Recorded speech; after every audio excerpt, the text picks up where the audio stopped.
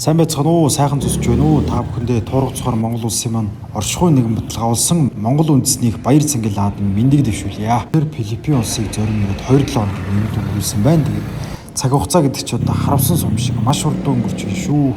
За миний амьдралийн дадал зуршил салшгүй нэг хэсэг бол спортоор биеийн тамирын хичээл байдаг. Монгол улстай байхдаа ч гэсэн спортын бас олон төрлүүдээр амжилттай хичээлж оролцож байгаа.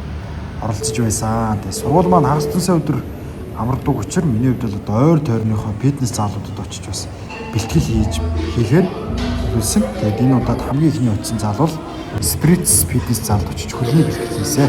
Сургуулийн маань ер нь фитнес зал төхөөрөмжүүд багтай учраас зарим булчингаа ажиллуулахад илүү жоох хүндрэлтэй байдаг. За тэгээд 117 сая хүн амтай улсад бол тэгээд янз янзын хүмүүс байх юм. Би хүмүүс бол миний хувьд бол маш их найрсаг илдэг санагдсан. Одоо шийдвэлийн заалан дугуйс аюу илдэг улаан хүмүүс байсан.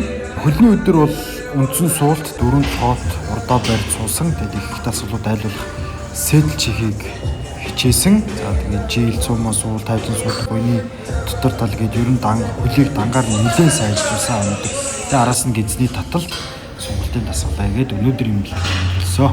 Дашрам дэлхэд баяр наадмын маань нээлт бол үнэн гоё, сайхан, чимэгтэй, эрхэм, бадрангуй байсан шүү. Дараагийн бичлэгээр уулзцгаая. Түр баяртай.